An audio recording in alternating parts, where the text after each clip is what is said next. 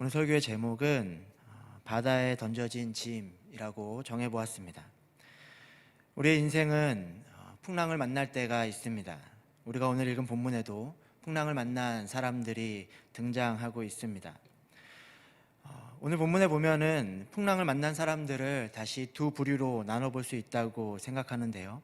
첫 번째는 하나님이 주신 사명을 피해 도망가던 요나였고, 두 번째는 하나님을 모르던 이방인들이었습니다.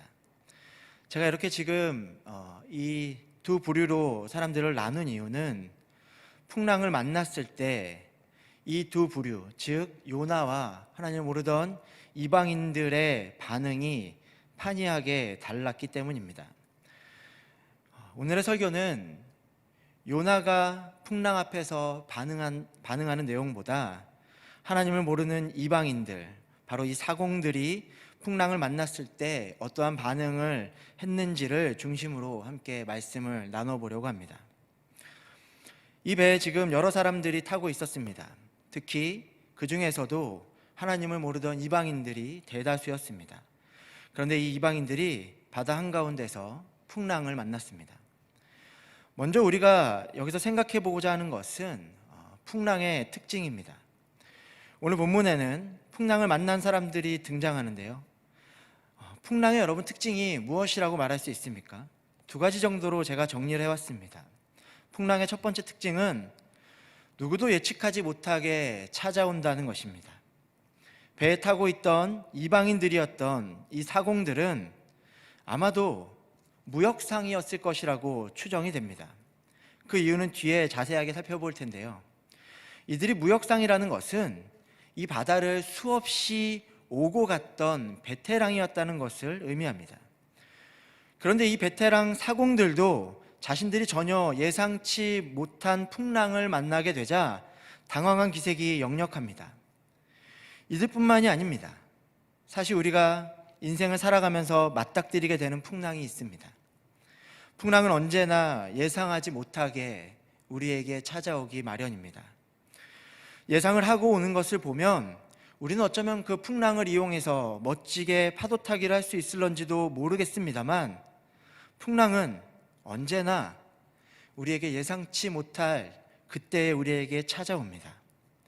그래서 풍랑을 겪은 우리들은 언제나 속수무책이며 그리고 당황하기 마련입니다. 어느 날 소화가 안 돼서 잠깐 가벼운 치료를 받으려고 가벼운 발걸음으로 병원에 갔는데 위암이라는 판정을 받습니다. 좋은 사람인 줄 알고 결혼을 했는데 알고 보니 너무도 치명적인 결점이 있다는 것을 결혼 후에나 알게 됩니다. 열심히 회사를 다니고 있는데 어느 날 갑자기 퇴직의 권고를 받아듭니다. 이처럼 풍랑은 언제나 예기치 않게 우리에게 찾아오기 마련입니다. 무언가를 준비할 틈도 주지 않고 불쑥 우리에게 찾아오기 때문에 우리는 언제나 풍랑 앞에서 속수무책으로 당황하기 마련입니다. 그렇다면 여러분, 풍랑의 두 번째 특징은 무엇이겠습니까? 풍랑의 두 번째 특징은 자신의 힘으로는 어찌 해볼 수 없다는 것입니다. 배가 감당하지 못할 만큼 커다란 폭풍이 왔습니다. 베테랑이었던 선원들도 어찌해야 할지 모를 만큼 커다란 풍랑이 왔습니다. 오늘 우리가 읽은 본문에는 어찌할 바를 몰라서 자신들이 할 수 있는 것을 다 해보아도 방법이 없어서 쩔쩔매는 사람들이 나오고 있습니다. 나중에는 결국 자신들이 할 수 있는 게 아무것도 없으니까 배 밑바닥에서 자고 있던 요나를 깨웠을 만큼 다급하고 자신들의 무능함을 인정할 수밖에 없는 상황을 맞닥뜨리게 됩니다. 그런데 여러분, 우리의 인생의 풍랑도 마찬가지입니다. 우리가 인생의 풍랑이라고 말할 수 있을 만한 것들은 대체로 우리의 힘으로는 어찌 해볼 도리가 없는 것들입니다. 자식의 문제가 내 뜻대로 됩니까? 사람 사이의 관계가 내 예상을 뛰어넘습니다. 건강 문제, 내 뜻대로 전혀 되지 않습니다.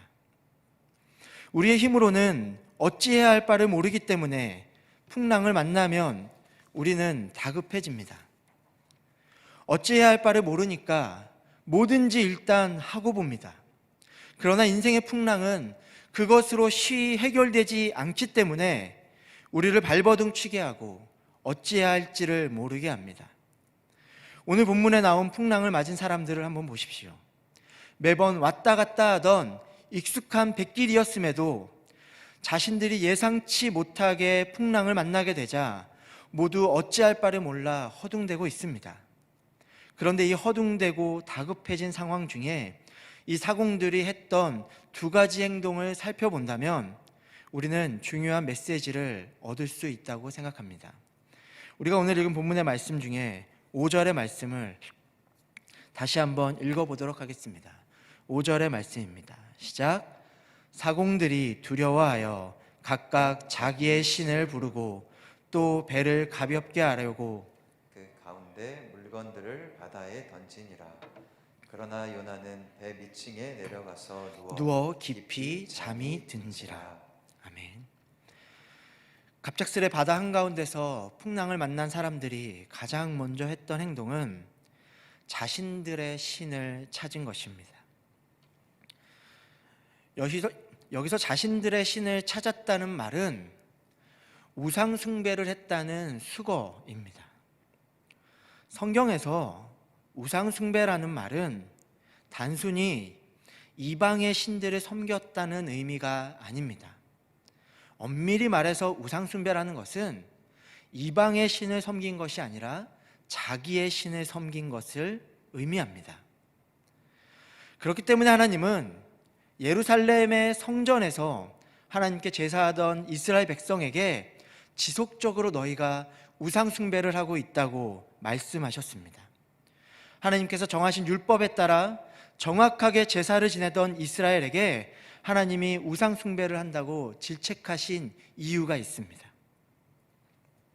흔히 미신과 기독교의 차이를 설명할 때 누가 누구를 변하도록 하느냐 하는 질문을 던집니다. 여러분, 미신은 누가 누구를 변화시킵니까? 미신은 사람이 신을 어르고 달래서 변화시키는 것입니다. 억울함을 가진 신, 화가 난 신, 섭섭해하는 신을 돈이나 정성으로 어르고 달래서 내 필요에 따라 그 신이 변화되어 줄 것을 요구합니다. 나에게 큰 재앙이 왔을 때 값비싼 부적은 신의 마음을 달래서 신의 생각을 변화시키게 하여 나에게 재앙 대신 복을 내리게 하는 행위입니다. 그러므로 미신의 특징은 언제나 소원을 비는 나는 가만히 있지만 내 요구에 따라 신을 변화시키는 데에 초점이 있습니다. 그러나 여러분, 기독교는 정반대입니다. 기독교는 신이 변하는 것이 아니라 내가 변하는 것입니다. 기독교는 화가 난 하나님을 내가 어르고 달래서 나에게 재앙이 미치지 않게 하는 것이 아니라 하나님 앞에서 내가 변화되는 것입니다. 미신은 내가 원하는 대로 신을 변화시키는 것이고, 기독교는 하나님이 원하시는 대로 내가 변화되는 것입니다. 그러나 우리가 하나님의 이름을 부르면서도 내가 변하기를 거부하고 나는 여전히 그대로이면서도 내가 원하는 대로 하나님이 변화되기만을 원한다면 우리는 하나님의 이름을 부르면서 자기의 신을 쫓았던 이스라엘 백성들과 같은 길을 걸어가게 되는 것입니다. 출애굽기 20장에는 우리가 잘 아는 대로 하나님이 출애굽을 한 이스라엘 백성들에게 주었던 10계명이 등장합니다. 여러분, 그 10계명의 제1계명이 무엇인지 여러분 다들 기억하고 계시죠? 하지만 정말 중요한 구절이니까 이 구절만큼은 우리가 앞에 화면을 보지 말고 우리가 성경을 찾아서 한번 보면 좋겠습니다. 출애굽기 20장 3절의 말씀입니다. 출애굽기 20장 3절.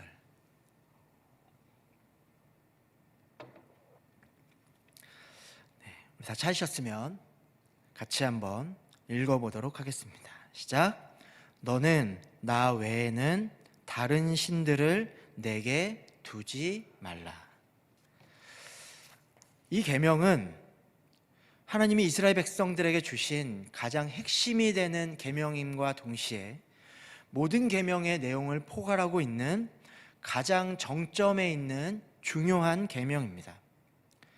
이스라엘 백성들이 우상 숭배를 가장 커다란 죄라고 생각했던 것도 바로 이 10계명의 첫 번째 명령이 그것을 말하고 있기 때문입니다.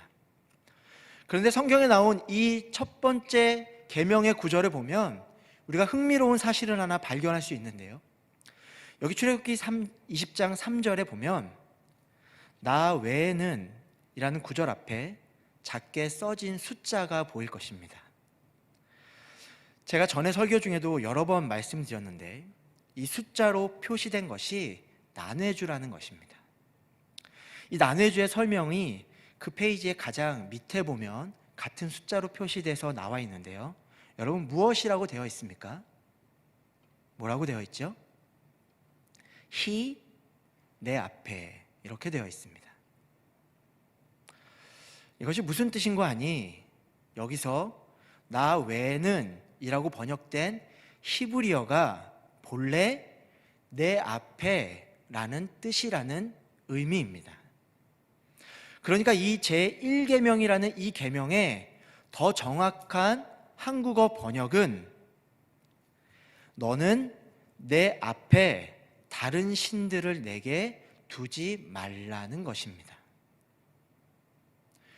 왼쪽에는 내가 있고 오른쪽에는 하나님이 있습니다.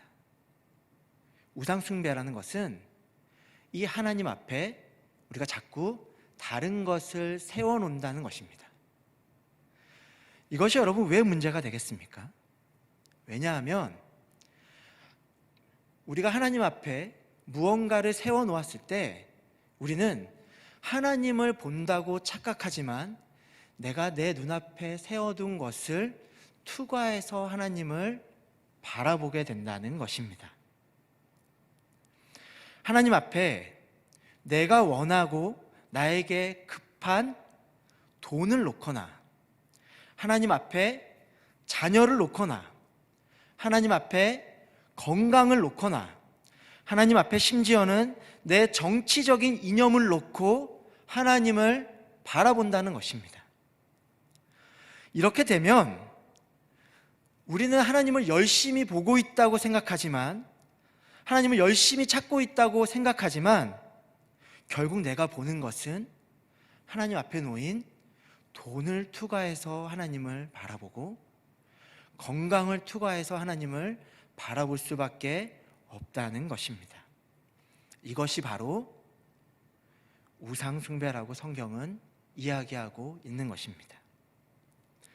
기복주의를 우리가 조심해야 될 이유는 기복주의라는 것이 하나님 앞에 내가 원하는 복을 자꾸만 세워놓으려고 하기 때문에 그렇습니다. 내 인생의 어떠한 풍랑으로 인해 하나님께 매달려 본 사람들이 있을 것입니다. 대다수가 그럴 것입니다.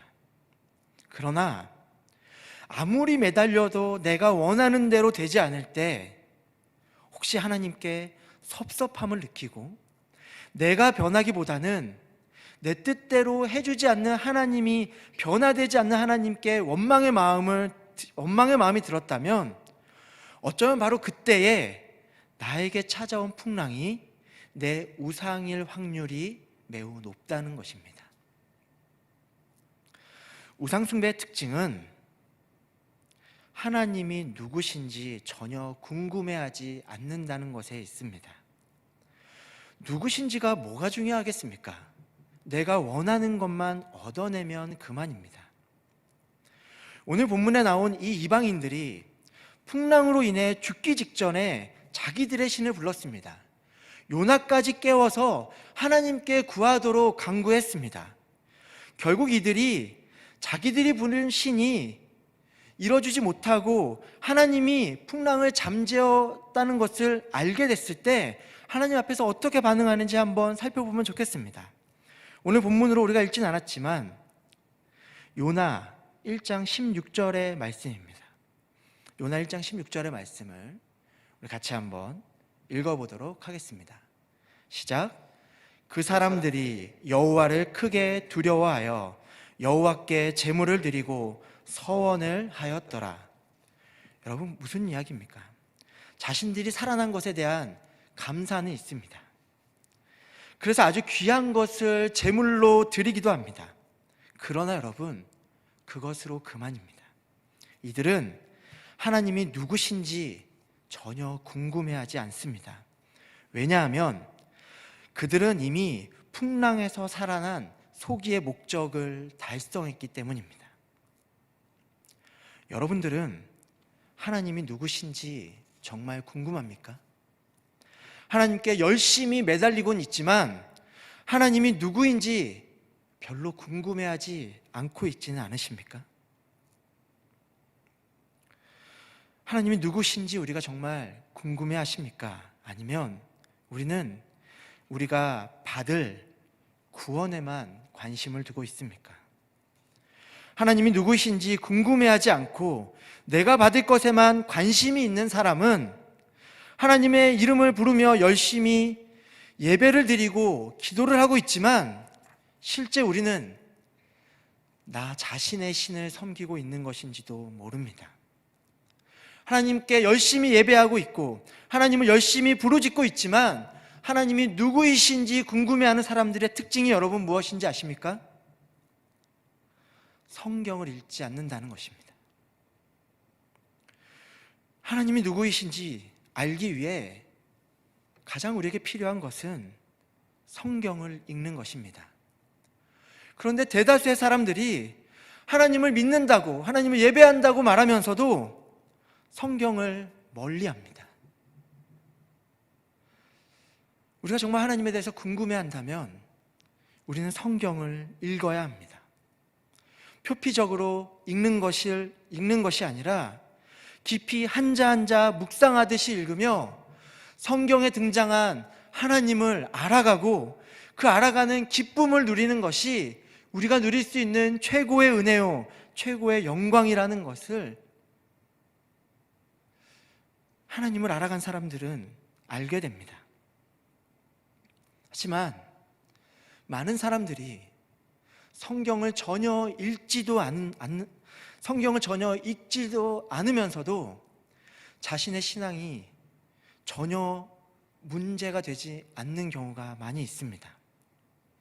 성경을 전혀 가까이 하지 않음에도 불구하고 신앙생활하는데 전혀 문제가 되지 않는 사람들이 우리 주변에 얼마나 많은지 모릅니다.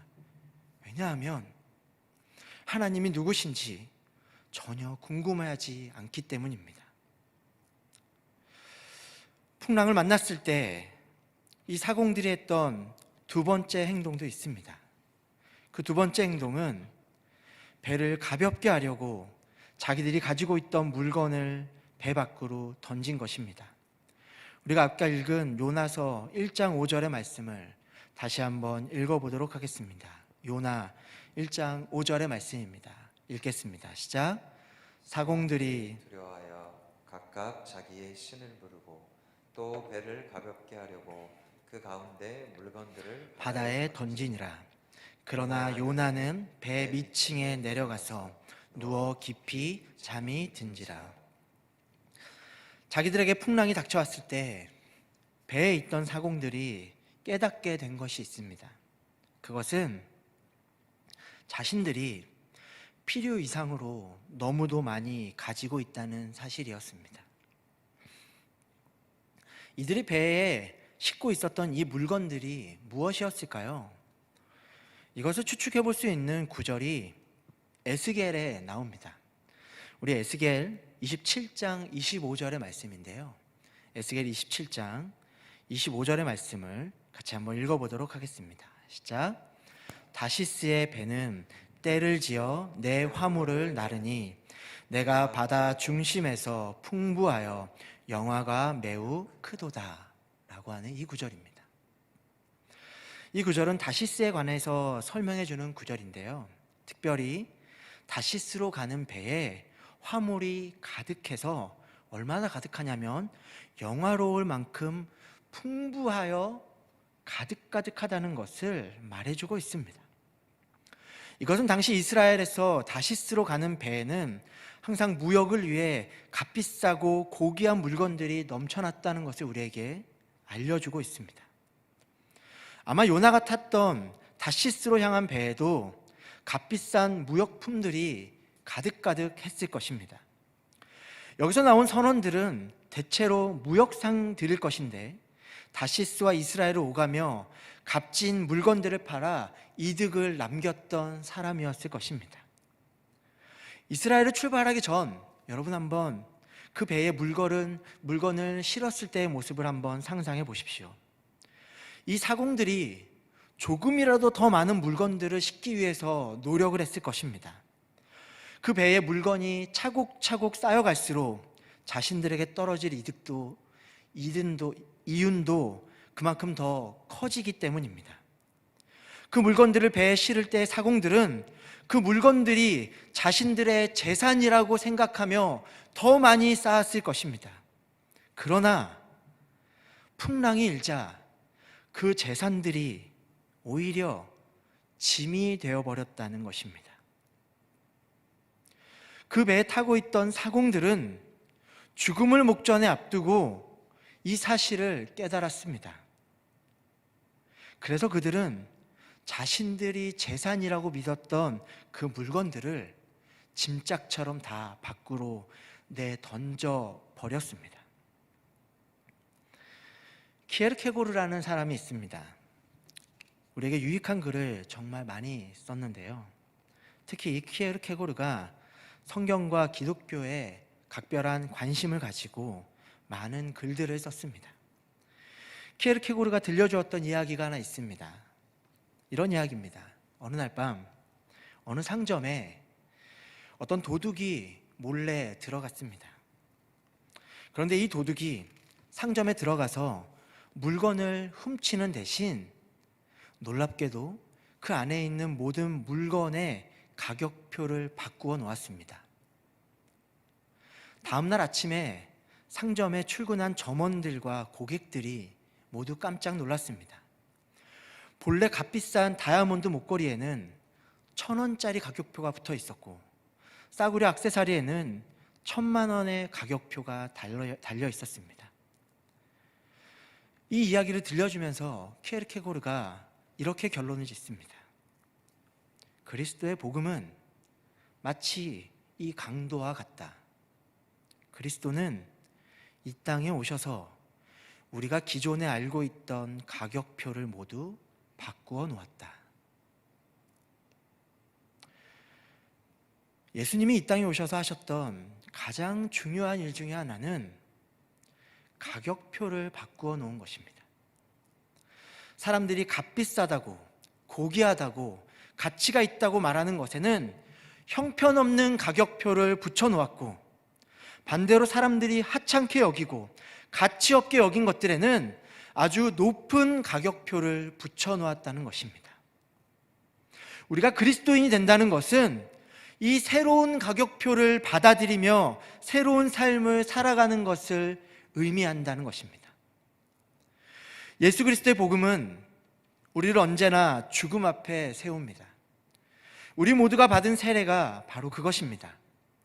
세례가 우리에게 1차적으로 가르쳐주는 것은 바로 죽음입니다.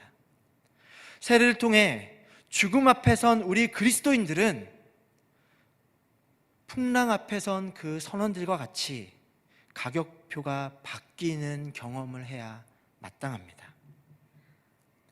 이 사공들이 자신들의 재산이라고 철석같이 믿었던 물건들이 오히려 죽음 앞에 선 짐짝이 되어버린 것을 경험한 것 같이 세례를 통해 죽음 앞에 선 우리 그리스도인들은 새로운 부활의 삶에서 가격표가 바뀌는 경험을 해야 한다는 것입니다. 오래된 찬양이지만 여전히 지금도 주일학교 아이들이 많이 부르는 찬양이 있습니다. 돈으로는 못 가요. 하나님 나라. 힘으로는 못 가요. 하나님 나라. 거듭나면 가는 나라. 하나님 나라.